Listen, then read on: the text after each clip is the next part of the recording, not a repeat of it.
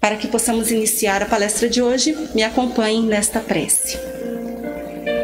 Amado Pai, neste momento, nós pedimos o auxílio dos amigos espirituais, que nesta casa sempre nos acolhem de braços abertos, nos fornecem fluidos balsâmicos e salutares, nos inspiram para que possamos prosseguir no caminho do bem, nos incentivam, nos dão bom ânimo para as lutas diárias.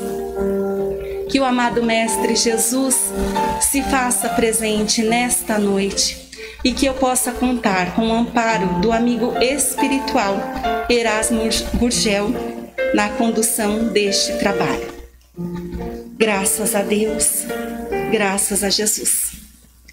A palestra de hoje tem como tema: qual o objetivo da encarnação?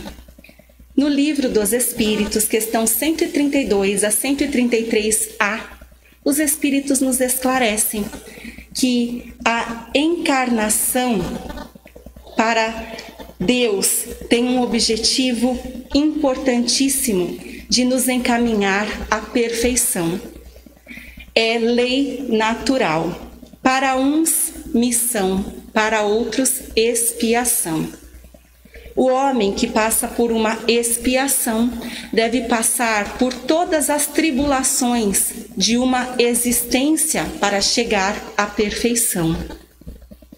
Também tem por objetivo dar ao espírito condições para que ele possa cumprir a sua parte dentro da obra da criação, para desta forma alcançar, participar da marcha do progresso de todo o universo. Deus quis nos fornecer meios de progredir para que nós pudéssemos nos aproximar dele.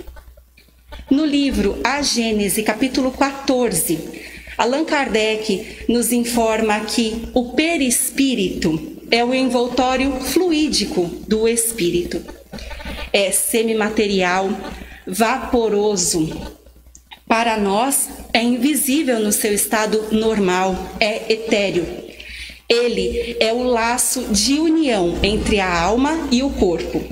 A natureza do perispírito está diretamente relacionada ao adiantamento moral do espírito. Os espíritos inferiores não podem modificar o seu perispírito e nem podem se transportar de um mundo para o outro. Mas os espíritos superiores, estes sim, eles podem vir para os mundos inferiores e encarnar neles em missões. Estes espíritos, quando se aproximam deste mundo onde devem encarnar, eles vão tirar dos elementos constitutivos deste mundo o material apropriado para formarem o seu perispírito. Portanto, conforme eles são mais ou menos depurados, eles vão tirar das partes mais puras ou mais grosseiras as moléculas que são apropriadas para a formação deste perispírito. Com isso, nós sabemos que os espíritos vão atrair para si as moléculas que se assemelham à sua natureza. Consequentemente, nós dizemos que a constituição íntima do perispírito não será idêntica para todos os espíritos. Já a constituição do corpo terá os mesmos efeitos, as mesmas necessidades e os mesmos elementos. Continuando, nós utilizamos o Evangelho segundo o Espiritismo, capítulo 4, onde Kardec nos informa que o perispírito, ele vai passar por diversas transformações sucessivas. Ele vai se eterizar cada vez mais em cada reencarnação, até que um dia ele consiga atingir a depuração completa para se tornar um espírito puro. Espíritos puros têm total compreensão de todas as coisas, já assimilaram todas as intelectualidades e têm posse de todas as virtudes. A encarnação, como acontece aqui no planeta Terra, está limitada aos mundos inferiores. O espírito deve se esforçar para eliminar a necessidade deste tipo de encarnação. Ele só vai conseguir isso conforme for se depurando progressivamente. Ainda nós podemos afirmar que, à medida que este espírito vai avançando, modificando o seu padrão, se depurando cada vez mais, pode avançar e habitar mundos cada vez mais avançados, mais evoluídos. O estado de erraticidade é quando nós temos o intervalo entre as existências corporais, quando o espírito está na espiritualidade, aguardando por nova reencarnação.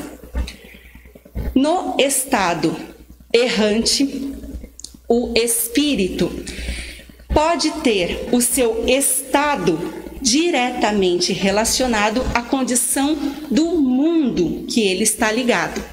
Ele será mais ou menos feliz, livre e também esclarecido, segundo a sua desmaterialização, segundo a sua depuração. Portanto, a encarnação, ela é necessária para cumprir, a partir da ação material, os desígnios de Deus. É uma tarefa imposta por Deus que nós vamos realizar a partir do nosso livre arbítrio, a partir das nossas escolhas. Todos nós podemos aceitar cumprir esses desígnios ou não. Se nós aceitamos, se nós cumprimos, se nós realizamos bem a tarefa, então nós vencemos mais rapidamente, nós poderemos gozar os frutos deste trabalho que foi bem realizado. Mas se nós recusamos, se de alguma forma nós usamos mal esta liberdade que nos é concedida, então nós prolongamos a necessidade da reencarnação e devemos reencarnar novamente para cumprir aquilo que não foi realizado. A reencarnação agirá para nós como um castigo, segundo São Luís, em Paris, no ano de 1859. Esta questão poderá também ser explicada no livro A Gênese, no capítulo 11, quando Kardec nos informa que a encarnação, ela é uma condição inerente à inferioridade do espírito e também é um meio de progredir. À medida que o espírito progride moralmente, ele se desmaterializa, o que quer dizer que reduz a influência com a matéria. É o mesmo que dizer que ele se depura, que ele se espiritualiza, que as suas faculdades e as percepções se elevam. Então, se nós, quando estamos no mundo espiritual, todos nós recebemos planos reencarnatórios, existem compromissos assumidos, existem obrigações e deveres que devem ser realizados quando estamos reencarnados. Quando estamos aqui reencarnados, podemos, por negligência ou má vontade, deixarmos de cumprir estas obrigações, estes deveres. Se nós fazemos isso, deixamos de lado os nossos deveres, quando retornamos para o mundo espiritual, eles ficaram pendentes. Nós reencarnaremos quantas vezes forem necessárias, até que possamos cumprir estes deveres. É por isso que Kardec diz que nós prolongamos a necessidade reencarnatória quando deixamos os deveres de lado. É por isso que ele diz que a reencarnação, neste caso, será como um castigo ou uma punição. E é por isso que ele diz que nós poderemos abreviar o número de reencarnações à medida que estivermos ligados a estes compromissos sérios, à medida que estivermos sempre tendenciosos a cumprirmos os nossos deveres com zelo, com amor, com responsabilidade. portanto, a reencarnação não é perpétua. A reencarnação não vai ser determinada para nós que pela eternidade teremos de reencarnar. À medida que alcancemos a depuração, em alguns mundos mais avançados, não teremos a necessidade de reencarnar como acontece aqui na Terra. Ainda, os espíritos informam que quando o espírito abandona um corpo e parte para o mundo espiritual, ele não toma outro corpo imediatamente. Ele não reencarna imediatamente. Por algum tempo, mais ou menos considerável, ele viverá na vida espiritual, que é a vida normal.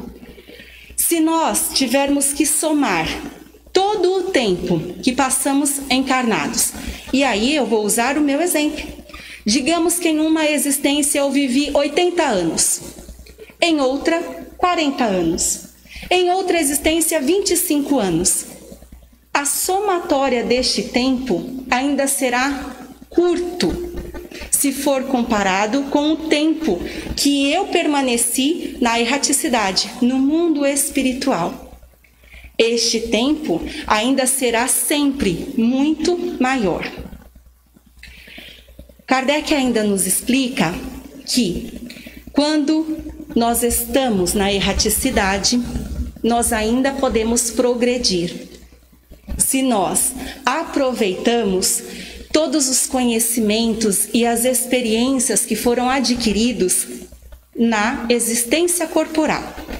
Quando nós chegamos no mundo espiritual e examinamos tudo o que foi realizado, tudo o que nós aprendemos, o que vivenciamos, mas também as nossas faltas, as nossas necessidades de reparação, é quando nós traçamos novos planos, novos objetivos, para que possamos realizar melhor a próxima jornada, a próxima reencarnação. É desta forma e é neste sentido que nós podemos afirmar que cada existência age para nós como progresso, cada existência como escola. Nós sempre aprendemos. No livro Céu e Inferno, capítulo 3, a encarnação é necessária para o progresso intelectual e moral. Progride-se intelectualmente pela atividade que o homem é obrigado a desempenhar com o seu trabalho. Progride-se moralmente pela necessidade que os homens têm de relacionar-se uns com os outros. A vida social é pedra de toque das boas e das más qualidades. Tudo que forma o homem de bem e o homem perverso tem por objetivo e por estímulo as convivências, as relações com os semelhantes. Se o homem vivesse sozinho, provavelmente não teria nem vícios nem virtudes. No isolamento, nós nos preservamos do mal, mas também anulamos o bem que poderíamos fazer às outras pessoas. É por isso que nós devemos nos relacionar. E é graças a Deus que nós temos os meios de comunicação que permitem que nós estejamos interagindo mesmo à distância. É com isso que nós temos a certeza que tudo isso que estamos vivenciando hoje chegou num momento muito apropriado, porque ainda assim nós conseguimos socializar mesmo à distância. Nós podemos utilizar um outro livro importantíssimo para a doutrina espírita, O Problema do Ser, do Destino e da Dor, quando Leon Denis, no capítulo 13, fala que a alma, depois de residir um tempo no espaço, renasce. E renasce numa condição humana, de posse de heranças boas e más do seu passado. Renasce criancinha para representar um novo ato do drama da sua vida, quando deve resgatar suas faltas e também deve adquirir capacidades imprescindíveis para a sua ascensão. Esta situação nos faz lembrar que a pluralidade das vidas é essencial para a nossa educação e o nosso progresso. E todas estas existências, elas fornecem explicação e completam o princípio da imortalidade. Quando, a partir de esforços inúmeros, de lutas e sofrimentos, o homem pode se redimir de sua ignorância e de sua inferioridade. Quando o homem, ele pode se elevar pouco a pouco, primeiramente na terra e depois nos inumeráveis mundos, nas inumeráveis instâncias do céu. Leon Denis nos afirma que a doutrina das inúmeras existências pode explicar tudo, pode explicar as diferentes raças, as misérias, as desgraças, todas as enfermidades, as mortes de crianças em tenra idade, pode explicar os jovens prodígios e todas as indagações que tivermos. A lei de Deus, a lei de justiça, se revela nas menores particularidades das existências. É quando nada se perde. Tudo o que conquistamos, realmente conquistamos, em inteligências, em virtudes, ficará sempre, para sempre conosco. O bem e o mal se acumulam em nós. É quando os nossos atos estarão diretamente ligados ao nosso destino, e o destino é a repercussão de tudo o que fazemos uns para os outros. É com tudo isso que nós sabemos a importância de cada palavra dita, de cada ato. Tudo isso vai revelar o nosso destino, e o homem, ele consegue construir o seu futuro todos os dias. Com tudo isso, nós podemos pensar que nós precisamos encarnar nos diferentes meios, em todas as condições sociais. Precisamos sim de missões onde estaremos sacrificando a nós mesmos em prol da nossa família, da nossa pátria, da nossa humanidade.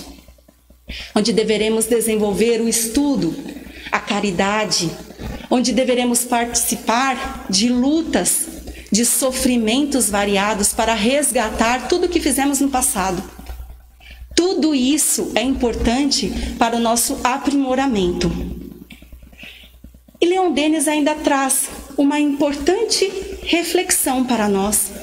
Por que é que os nossos fluidos perispirituais são sempre atraídos para este planeta? É decorrente dos nossos pensamentos e da nossa consciência ligada às coisas inferiores. Tudo em nós faz com que sejamos atraídos ao planeta Terra. As nossas tendências, desejos, mesmo os alimentares, amor, ódio, tudo faz com que voltemos sempre ao planeta Terra. Ele diz que seria necessário para nós pensarmos, refletirmos em como abandonar este planeta para que possamos ir para mundos mais adiantados. Lembrando que os espíritos superiores, eles escolhem o meio onde vão encarnar, mas os espíritos inferiores só devem obedecer aos superiores. Todos protegidos, amparados e esclarecidos no momento da passagem, que é mais temido pelos espíritos do que a morte é para nós. Eu me lembrei do livro de Erasmo, Nas Moradas do Pai, que fala exatamente sobre este assunto que estamos transcorrendo aqui. A reflexão de hoje é simples. O que vocês fizeram até agora, nesta jornada? Cada um de nós sabe no íntimo quais são as suas obrigações, seus deveres, suas necessidades reais evolutivas. Muitas vezes nós pensamos, eu mereço ser feliz. A felicidade está diretamente relacionada à capacidade para o bem. Eu pensando, eu mereço ser feliz, então que a minha filha fique sem a blusa passada para ir para a escola, porque estou cansada. Eu não vou fazer a janta para o meu marido hoje porque eu estou cansada. E pensando muitas vezes só em mim e no meu bem-estar, eu deixo de lado os meus reais deveres, as minhas obrigações. Vocês estão cumprindo seus deveres? Estão cumprindo com as suas obrigações? O amigo Erasmo me fala, quantos seres no mundo espiritual clamando por uma nova oportunidade, desejosos de resgatar, porque para uns aquela obrigação seria tão pequena, mas ele não conseguiu realizar. E sofre no mundo espiritual porque não cuidou da mãe doente, da criança enferma, ou não foi para a luta junto com os voluntários levar comida para os desabrigados. Cada um de vocês sabe do que devem cumprir destes planos importantíssimos para as suas evoluções. Pensem, a cada dia o homem pode reparar e formar o seu destino, construir o seu destino. Nós podemos começar hoje. Eu espero que as nossas palavras tenham ajudado de alguma forma, para que possamos finalizar. Me acompanhe nesta prece. Amado Senhor, nós pedimos força para executar os teus desígnios. Nós pedimos inspiração dos bons espíritos para que não nos falte o ânimo e a coragem para triunfarmos segundo a sua vontade, Pai. Que nós estejamos conscienciosos destas tarefas, destas atitudes que devemos desempenhar. Ó Pai, não nos faça esmorecer frente a estes compromissos diários. Que nós tenhamos em mente sempre o quão é importante sofrer de forma resignada que seja, mas sempre com esforço e com gratidão. Eu agradeço ao amigo Erasmo pelo trabalho em questão, a Jesus nosso Mestre e ao Pai amado.